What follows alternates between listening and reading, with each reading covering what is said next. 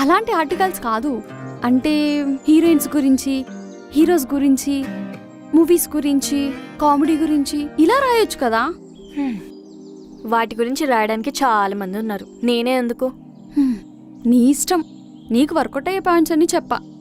నీ బ్లాగ్స్ ఎలా వైరల్ అవ్వాలనేది నువ్వే ఆలోచించుకో.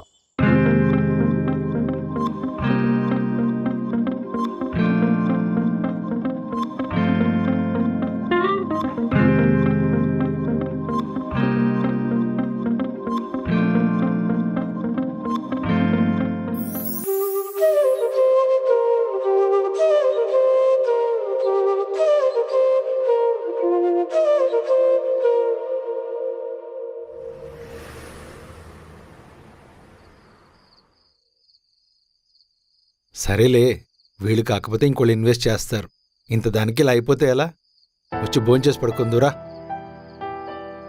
ఎవరున్నారు నాన్న? ఈరోజు నేను పిలిచింది ఎవరినో తెలుసా? హైదరాబాద్లో ఉండే టాప్ 10 ఇన్వెస్టర్స్.